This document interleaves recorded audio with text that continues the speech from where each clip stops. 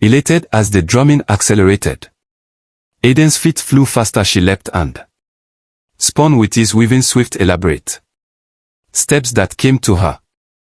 Instinctively the rhythm seemed to flow through her, filling her with joy and vitality, with the stranger's admiring gaze holding hers. She felt liberated to fully express her love of dance. When Princess Odor finally stopped dancing, she and the smiling stranger held each other's gaze for a moment. Odor felt exhilarated from the joyful dancing and uplifted by the first time she had felt truly seen and accepted by someone. The two of them then suddenly started laughing together, connecting in their shared happiness after they caught their breath. The young man told Odor his name is Adanne. He lives in the village nearby and plays drums in the squares for events and celebrations. Odor asked Princess Odor if she would meet him in this same spot in the bushes again tomorrow. He wanted to talk more and maybe play his drums for her to dance some more. His warm smile and enthusiasm made it clear he had greatly enjoyed their time together. Princess Odor said yes, she would definitely meet Odor here again tomorrow. Her heart felt fuller and lighter than it had in years. All her life she had been shunned and lonely due to her odor issues, but this stranger had accepted her and even delighted in her dancing. Odor hurried home, her head spinning, still giddy from the exhilaration of truly being seen. She was overjoyed at having met someone who wanted to meet again for the first time ever. She had made a real friend, and her heart swelled with optimism and excitement about their next meeting behind the bushes in the coming weeks. Princess Adanne's meetings with Adanne were the highlight of her days. Each afternoon she would eagerly sneak away to their secret spot in the bushes where Odor would already be waiting with his drums. The two new friends enjoyed long, lively conversations, telling stories and jokes that had them laughing for hours while they talked. Odor often picked up his drumsticks and played energetic rhythms which delighted Princess Odor and inspired her to dance with a freedom and joy she had never known. She let go of all self-consciousness about her lingering odor issues when around Odor. He made her feel so accepted. She was able to lose herself in the music. Her wild, uninhibited dancing enhanced their connection even more. When Odor toured past Odor, he looked at her with admiration for her spirit, her beauty, her essence. Over several weeks, their initial bond grew into a trusting, deep friendship and then budded into warm affection felt on both sides as Princess Odor fell in love with Odor and felt his equal caring for her.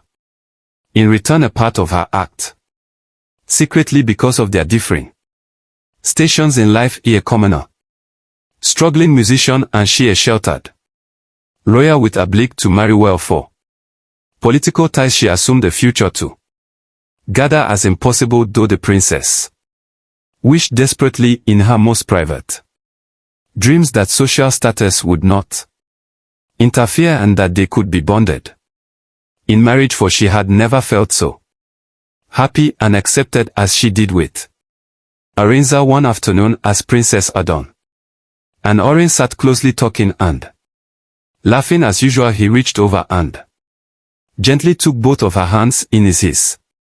Expression changed to become serious and full of emotion. Odor told Odor that he cared for her deeply and wanted them to be together forever. He asked her to marry him, exclaiming his wish that their two villages could be joined through their union. Odor said he didn't care about royal customs or getting permission. He only knew that being with Odor made him truly happy, and he wanted them to build a life bonded in love. Princess Odor was overcome with surprised joy at his heartfelt proposal.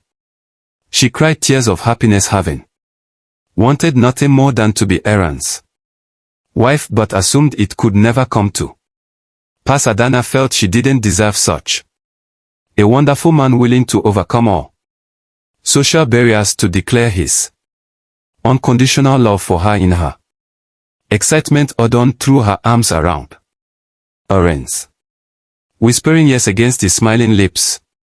As they shared a long tender kiss, she had never imagined a love so freeing could be hers. When they finally pulled back, faces flushed and beaming with giddy smiles, the lovers made enthusiastic plans still high on new possibilities. The princess and the drummer boy agreed they must share the wonderful news with both of their families right away. They would first ask Adanne's parents, the king and queen, for permission to marry, then travel to Oren's village to gain his family's approval and blessing. To the ecstatic pair clasped hands tightly as they set off on their new journey together towards a future as husband and wife. However, soon after their engagement, immense tragedy struck the villages and Princess Adanne's happy new world came crashing down. A deadly fast-spreading plague swept swiftly through the countryside. The early symptoms were a raging fever and skin covered in large boil-like blisters. Within days, those infected would go into violent fits of madness, then fall deathly.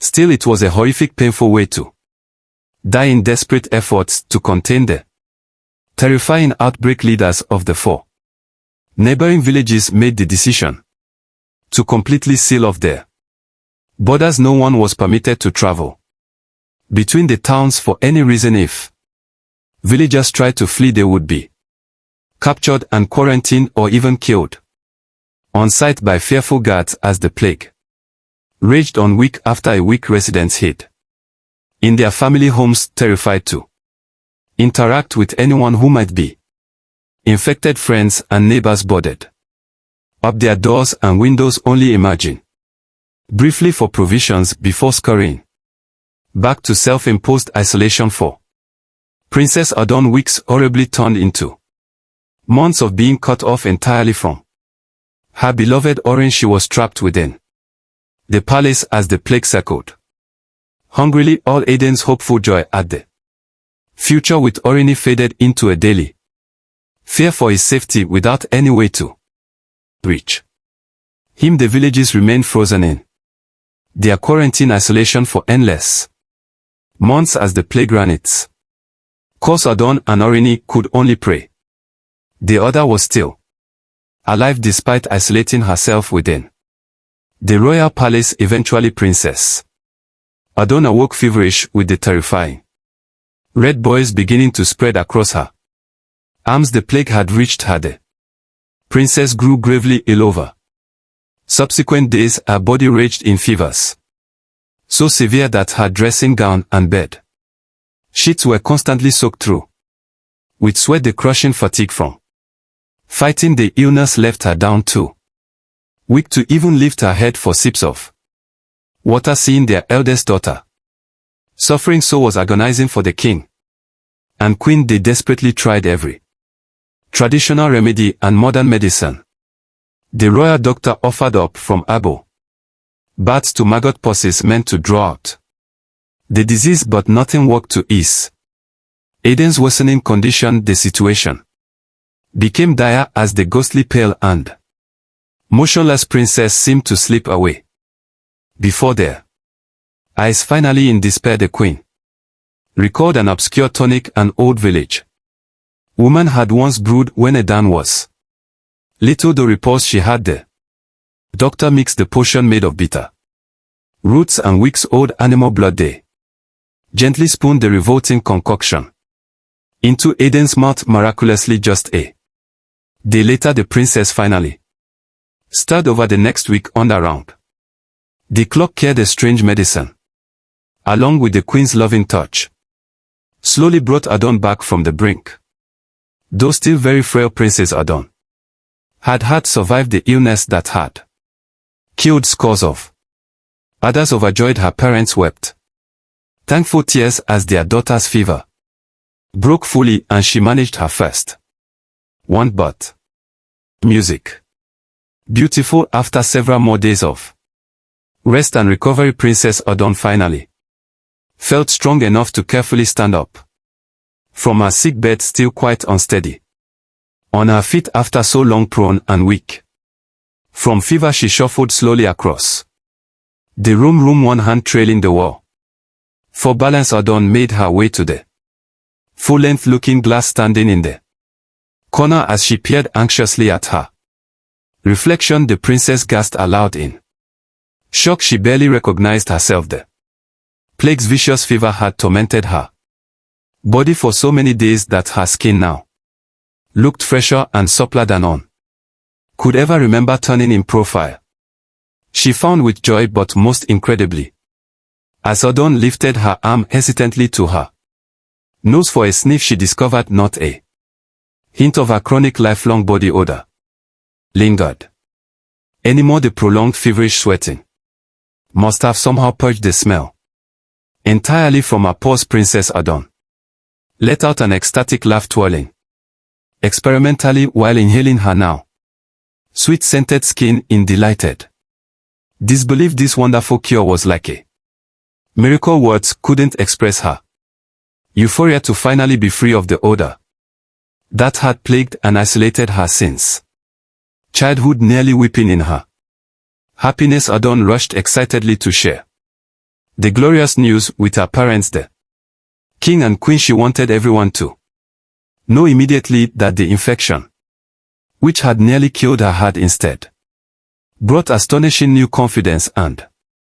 joy into her life. After many more months, finally the rampant plague began dying away, and the strict quarantines on the villages could be lifted at last. As Princess Adanne walked through the main gate of the castle for the first time in over a year, she held her breath nervously. She still remembered vividly the last time she had tried to join festivities in town, only to be met with the usual cruel recoils, whispered insults, and people pulling their children away to avoid her stench. But amazingly, today no one shied from Adanne's approach. Villagers paused their revived marketplace, battering to gaze in admiration as the princess floated by. Villagers paused their revived marketplace, battering to gaze in admiration as the princess floated by.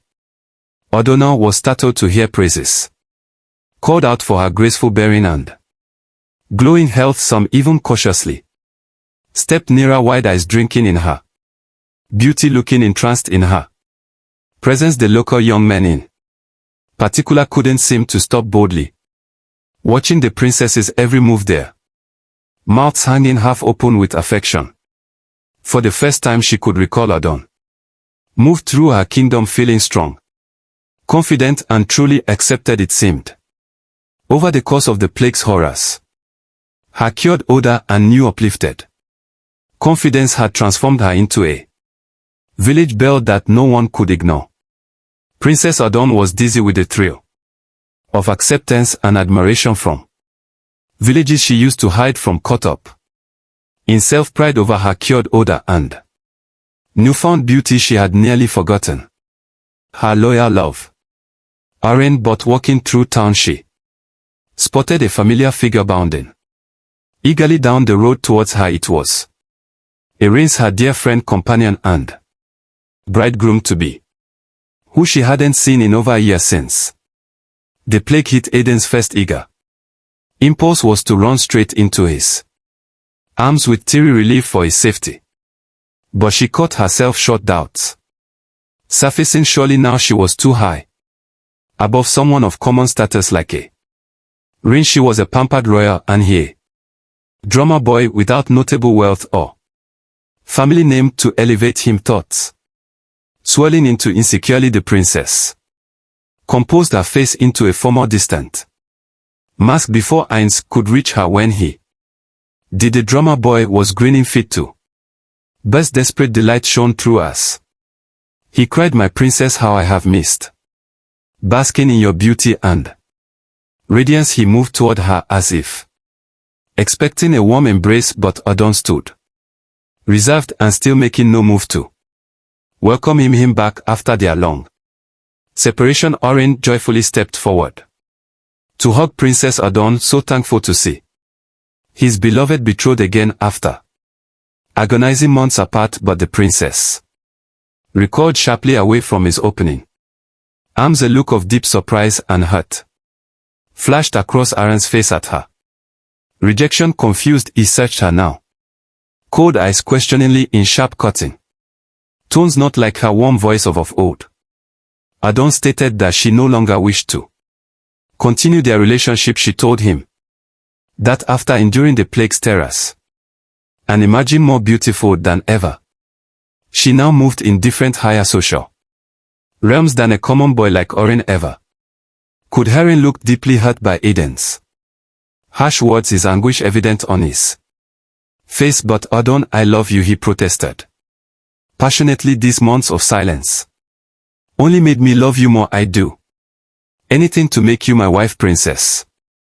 Adanne met his gaze with a fiery glare. You will address me as Princess Adanne, she commanded coldly. This conversation ends here. I deserve someone better than you, she spat out the words, feeling a cruel satisfaction in them. Then, without a backward glance or a pause to listen to his heartbroken cries, she swiftly turned away, marching off with determination. She blocked out her inner anguish, shed shouts, her chin held high, popping her fancy clothes, and El Demino hid the pain she felt inside in Adanne's mind, cutting off their connection so abruptly closed that chapter of her life for good. Now she had plenty of noble suitors vying for her attention. In the following months, the increasingly vain princess continued with court life, acting as though the humble drummer boy Orini had never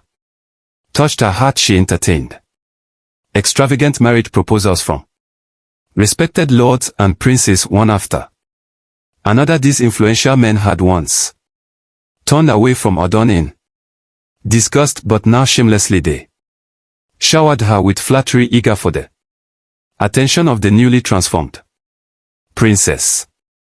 Adanne grinned as she soaked up their compliments about her flawless skin, graceful movements, and regal demeanor, praises that she could never have imagined receiving before. Despite the adoration, she couldn't shake the regret gnawing at her heart for pushing Orini away so harshly. As weeks passed, King Chukwu urged Princess Adanne to quickly choose a husband from the numerous suitors vying for her hand before rumors damaged her marriage prospects. Wanting all eyes on her, Adanne declared she would host a wrestling tournament where the kingdom's strongest men would compete for the chance to marry her. Upon hearing this, men of great strength traveled from far and wide, eager for the opportunity to win the hand of the renowned beauty. In the days leading up to the tournament, Adanne became obsessed with enhancing her appearance to outshine everyone. Her mates tirelessly groomed her, but in her pursuit of outer perfection, Adanne neglected basic cleanliness even for going regular baths. Slowly but surely, Adanne's old body odor returned on the morning of the wrestling tournament. The weather was perfect, providing an ideal backdrop to showcase Princess Adanne's beauty. She entered the bustling arena, adorned in shimmering silks and adorned with jewels, aiming to dazzle the crowd. As Adanne lifted her delicate hand to wave at the cheering crowd, their excitement suddenly changed. A surprised whisper spread quickly among the people. They moved away in disgust, wrinkling their noses at the strong smell coming from the princess. Embarrassed men hid their faces, looking away to avoid eye contact. Princess Adanne felt deeply embarrassed when the tournament participants shook their heads and left, wanting to avoid her. The villagers watching the tournament also followed, talking quietly about her body odor and holding their noses in disgust. Adanne felt utterly crushed and ashamed. She quickly removed her fancy royal clothes and jewelry dropping them. In the dirt with tears in her eyes she turned and ran away as fast as she could. As on ran her eyes landed on one person.